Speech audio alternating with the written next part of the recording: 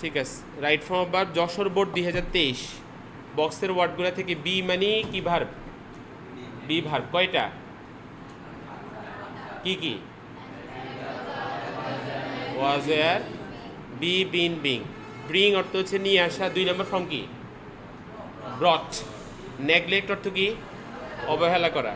Spend অর্থ সময় কাটানো। লস অর্থ হারানো। LOSE লস, এ লস অর্থ হচ্ছে হারানো। আর LOSS লস, এই লস অর্থ হচ্ছে ক্ষতি। তো ক্ষতি যেটা এই শব্দটা হচ্ছে নাউন, আর LOSE লস যেটা এটা হচ্ছে ভার্ব। পোসেস অর্থ কি বলতো? পোসেস শব্দটা দুইটা সাউন্ড, দুইটা উচ্চারণ করা যাবে। পোসেস বলতে পারো অথবা হচ্ছে পোজেস। কি বলতে পারো বলো? পোসেস অথবা কি পোজেস। পোজেস অর্থ কি জানো? বা পোসেস অর্থ কি? অর্থ হচ্ছে ধারণ করা, অর্থ হচ্ছে থাকা, অর্থ হচ্ছে মালিকানা লাভ করা। কি কি বলছি বলো? ধারণ করা, থাকা, মালিকানা লাভ করা। কোথাও যদি ধরো হ্যাবের অর্থ যেখানে দরকার হয় সেখানে চাইলে তুমি প্রসেস লিখতে পারবা। ওকে, থাকা অর্থে। ক্লেইম অর্থ হচ্ছে দাবি করা। ক্লেইম অর্থ কি? দাবি করা। কোথাও চিন্তা করা মনে পড়ে তোমার, চিন্তা করা, তখন সেই ক্ষেত্রে ক্লেইম ব্যবহার করতে পারবা। পে অর্থ কি? পে প্রদান করা। নেগলেক্ট অর্থ অবহেলা করা, এড়িয়ে যাওয়া। লস অর্থ হারানো। ওকে, 2 নম্বর ফর্ম কি বলছি? লস্ট। বলছে মেনি অফ আস, আমাদের অনেকেই, the wrong mentality of measuring success in life. বলছে আমাদের অনেকেই হচ্ছে মনে করে। তাহলে মনে করা অর্থ কি? পোজেস। অথবা হচ্ছে আমাদের অনেকেরই আছে। বলছে দ্য রং মেন্টালিটি মানে ভুল মন মানসিকতা, of measuring success in life, জীবনের সফলতাকে মেজার করতে বা পরিমাণ করার জন্য হচ্ছে রং মেন্টালিটি আছে। যেমন বেশিরভাগ মানুষ মনে করে যে টাকা পয়সা থাকাই জীবনের আসল সফলতা। যারা এটা মনে করে না এদের টাকা পয়সাগুলো আল্লাহ যেন আমাদেরকে দিয়ে দেয়। বুঝতে পারছো? যারা এটা মনে করে না, যারা মনে করে যে টাকা পয়সা থাকলে সে কি সুখ পায় না, তাদের টাকা পয়সাগুলো মহান আল্লাহ তাআলা সৃষ্টিকর্তা আমাদের সবাইকে যেন দিয়ে দেন। তাহলে এখানে আমরা এই জায়গায় থাকা অর্থে অথবা হচ্ছে দাবি করা অর্থে দুইটা ভার্বই ব্যবহার করতে পারবো। শুনছো? তাহলে এই জায়গায় আমরা থাকা অর্থে ব্যবহার করি। মোস্ট অফ আস, এটা কি সিঙ্গুলার না প্লুরাল? তাহলে সাবজেক্ট প্লুরাল হলে ভার্বের কয় নম্বর ফর্ম হয়? 1 নম্বর ফর্ম। তাহলে প্রসেস কি হবে? প্রসেসই থাকবে। রুল কত? 3 রুল কত? 3। ওইটার নাউন ফর্মটা হচ্ছে পসেশন, মানে ESSION যুক্ত হবে আবার শেষে। আবার এটা যদি S/S হইতো তাহলে S এর শেষে আবার ES হইতো। পোজেসেস হইতো তখন। তাহলে মেনি অফ আস, আমাদের অনেকে পোজেস যেমন আছে তেমনটাই থাকবে। রুল কত বলো তো? 3।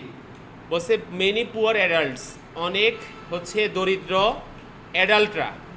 অ্যাডাল্ট মানে কি? বয়স্ক লোকেরা। বলছে that the possession of wealth, তারা দাবি করে যে অথবা মনে করে যে। মনে করা ইংরেজি কিছু আছে? নাই, তবে দাবি করাই আছে। তাহলে মেনি পুয়ার অ্যাডাল্টস, একজন নাকি অনেকজন? তাহলে সাবজেক্টটা সিঙ্গুলার প্লুরাল হলে বাড়বে কয় নম্বর ফর্ম? কয় নম্বর রুল? 3 নম্বর রুল। তাহলে মেনি পুয়ার অ্যাডাল্টস, অনেক পুয়ার অ্যাডাল্টরা, ক্লেইম দাবি করে দ্যাট যে দ্য পজেশন অফ ওয়েলথ মানে সম্পদের মালিকানা। বলছে piece of mind in life, জীবনে শান্তি নিয়ে আসে। কি নিয়ে আসে বলো? শান্তি নিয়ে আসে। তাহলে আনা ইংরেজি কি? ব্রিং। এখন দেখো তো এই বাক্যটার সাবজেক্টটা কি? দ্য পসেশন অফ ওয়েলথ না? এই পসেশন অফ ওয়েলথের মধ্যেও কিন্তু একটা কোর সাবজেক্ট আছে, মানে মেইন সাবজেক্ট আছে। সেটা কি? শুধু দ্য পসেশন মানে অফের আগের অংশটা। কখনো যদি কোনো সাবজেক্ট অফ যুক্ত বা প্রেপোজিশন যুক্ত হয় তাহলে প্রেপোজিশনের আগের অংশটা মেইন সাবজেক্ট। তাহলে এখানে পসেশন হচ্ছে কি সাবজেক্ট? সিঙ্গুলার না প্লুরাল? তাহলে সাবজেক্ট সিঙ্গুলার হলে ভার্বের সাথে কি হয়? তাহলে ব্রিং কি হয়ে যাবে? ব্রিংস। তাহলে the possession of wealth brings নিয়ে আসে পিস অফ মাইন্ড, মনের শান্তি ইন লাইফ, জীবনে। বাট ইট বলছে নট অলওয়েজ ট্রু, এটা সবসময় কি না? সত্য না। তাহলে সবসময় সত্য না, এই কথা এমনি সত্য যে সবসময় সত্য না, তবে অধিকাংশ সময় সত্য। খেয়াল করো। তাহলে মেনি হ্যাভ, অনেকে লস্ট হারায়, দেয়ার হেলথ, তাদের স্বাস্থ্যটা, টু গেইন ওয়েলথ, সম্পত্তি অর্জন করতে। বা letter much of their wealth, বলছে টু রিগেইন হেলথ, পরবর্তীতে আবার হারায় অনেক সম্পত্তি, টু রিগেইন হেলথ, কি অর্জন করতে? মানে তার স্বাস্থ্যটা পুনরুদ্ধার করতে আবার অনেকগুলো টাকা জায়গা। বুঝতে পারছো? মানে বৈশা এসে নিচে থাইকা অনেক টাকা ইনকাম করছে আর কি। পরে অসুখ হইয়া সেই টাকাটাও গেছে, জীবনের সৌন্দর্য গেছে। যেদিন অসুখ হইব ওই দিন বুঝবা যে লাইফটা সুখী অবস্থায় কত ভালো আছিলাম। বুঝতে পারছি? এর আগে এখন বুঝি না। যেমন আমি এই যে আজকে কয়দিন থেকে হাঁটি না, এখন বুঝি না। ওই যে কয়েক মানে গত বছর অসুস্থ ছিলেন না, তখন বুঝছি না হাঁটতেই হবে আমাকে, তখন জানে এই গত কয়েক মাস অনেক হাঁটছি, কিন্তু এই কয়েকদিন আগে আবার এখন হাঁটা ছেড়ে দিছি, তো এখন আবার যদি অসুখ হয় তখন বুঝবে যে আরে হাঁটা দরকার হচ্ছে এইরকম। এখানে তাহলে বলছে বাট লেটার, কিন্তু পরবর্তীতে কি করে হারায়, আবারও হারানো ইংরেজি আসছে। হারানো ইংরেজি কি? নেগলেক্ট, স্পেন্ড, হয় স্পেন্ডও হতে পারে। ওই যে বলছে হচ্ছে দেয়ার ওয়েলথ, তাদের সম্পত্তিটা কি হয়ে যায়, খরচ হয়ে যায়। তাহলে এখানের মধ্যে বাট কিন্তু লেটার পরবর্তীতে। স্পেন্ড ভার্বটা এই জায়গায় কার জায়গায় আসছে বলেন তো? এখানে সাবজেক্ট খুঁজে পান, সাবজেক্ট এই জায়গায় সাবজেক্ট আছে, এই জায়গায় সাবজেক্ট ওই যে এই বাক্যের মধ্যে মেনি যে সাবজেক্টটা ছিল এটাই ধরে নিবা কি আছে, এফ এর আগেও আছে। তাহলে মেনি হ্যাভ, যদি আমরা হ্যাভকেও ধরে নিই এখানে, তাহলে স্পেন্ড 3 নম্বর ফর্মে লিখবো। আর 3 নম্বর ফর্মে ডি এর জায়গায় কি হবে, টি হবে। কি হবে বলো? টি।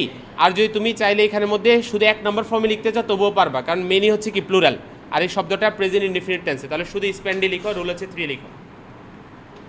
তাহলে বাট লেটার পরবর্তীতে স্পেন্ড হচ্ছে খরচ করে, মাচ অফ দেয়ার ওয়েলথ, তাদের অনেক সম্পত্তি, টু রিগেইন হেলথ, স্বাস্থ্য অর্জন করতে। ইজেন্ট দ্যাট আইরনিক্যাল, এটা কি আইরনিক্যাল না, এটা কি বিপরীত না? মানে যে কাজটা ধরো তোমার করলে, ধরো এটার জন্য এটা করলে হইতো, তুমি উল্টাটা করছো, বুঝতে পারছো, পরে আবার এইটাই করতে হয়েছে, এমনটা বুঝাতে আইরনিক্যাল কথাটা ব্যবহার করা হয়। ধরো তোমার যেটা করা দরকার ছিল তুমি সেটা করো নাই, অন্যটা করে নিয়েছো, পরে দেখা যায় ওই যে যেটা করা দরকার আসছিল সেটা আবার করতে হয়েছে তোমার, বুঝতে পারছো, তখন এটাকে কি বলা হয়? আইরনিক্যাল। বলছে অ্যাগেন পুনরায়, there are also several people, বলছে কিছু লোকজন আছে, who had high prices for processing there হচ্ছে প্রেজেন্ট ওয়েল। তাহলে হু হ্যাড, যারা কি করে, খরচ করে। খরচ করা ইংরেজি কি আছে? ও তাহলে প্রদান করা ইংরেজি, তাহলে প্রদান করা ইংরেজি যদি আমরা পে নিই এখানে, তাহলে হ্যাডের পরে ভার্বে কয় নম্বর ফর্ম হয়? 3 নম্বর ফর্ম। তাহলে লিখবো হচ্ছে who had paid high prices, যারা দেওয়া হচ্ছে উচ্চ মূল্য, ফর প্রসেসিং থাকতে, অর্জন করতে, দেয়ার প্রেজেন্ট ওয়েল, তাদের বর্তমান সম্পত্তি। They have friends and family, তারা পরিবারকে কি করে, ইগনোর করে। তাহলে ইগনোর করার ইংরেজি কি আছে? নেগলেক্টাস। এই তো বুঝছো তোমরা, দেখছো, ইগনোর করার ইংরেজি কি আছে? নেগলেক্টাস। তাহলে বলছে দে হ্যাভের পরে কয় নম্বর ফর্ম হয়? 3। তাই নেগলেক্টেড 3 নম্বর ফর্ম লিখবো। কি লিখবো? নেগলেক্টেড। রুল কত? রুল কত? 7। বলছে হচ্ছে দে হ্যাভ নেগলেক্টেড, তারা এড়িয়ে যায় ফ্রেন্ডস, বন্ধু বান্ধব, and family, and have opportunity to spend precious moment, and have আবারও কি করে, তারা অবহেলা করে, তাই না? তাহলে অবহেলা করা ইংরেজি আবার যদি নিই, তাহলে নেগলেক্টেড আবার কি হবে? 3 নম্বর ফর্ম হবে। তাহলে অ্যান্ড হ্যাভ হচ্ছে opportunity to spend precious moment, তাহলে এখানে কি লস হবে নাকি নেগলেক্ট হবে? লস। তার মানে আমরা হ্যাভের পরে লসের 3 নম্বর ফর্ম লস লিখবো, রুল হচ্ছে 7। হ্যাঁ, এটা একটু পেছানো আসলেও। তাহলে হ্যাভ লস্ট হারায়, অপরচুনিটি সুযোগগুলো, to spend precious moment, precious অর্থ হচ্ছে মূল্যবান, মোমেন্ট মানে হচ্ছে মুহূর্তগুলা, উইথ দোজ অ্যারাউন্ড দ্যাম, মানে বলছে এখানের মধ্যে বিসাইডস পাশাপাশি, many have peace within themself. তাহলে এটাও যদি লস দেয়, আমরা কি লসকে অন্য কোথাও ব্যবহার করছিলাম? লস কয়বার ব্যবহার হয়েছে এর আগে? 2 বার। তাহলে তো এখানে আবার লস দিলে কেমনে হয়? তাহলে নেগলেক্টেড 3 নম্বর, নেগলেক্ট দিব এখানে। তাহলে হচ্ছে many have neglected peace within themselves by wanting হচ্ছে মোর। হ্যাঁ, এটাও তো করা যায়, আই নাম্বারটাতে নেগলেক্ট দাও, আর যে নাম্বারটাতে হচ্ছে লস্ট দাও, বুঝতে পারছো? তাহলে আই দেওয়া হচ্ছে নেগলেক্টেড, আর যে দেওয়া হচ্ছে lost, peace within themselves by wanting more and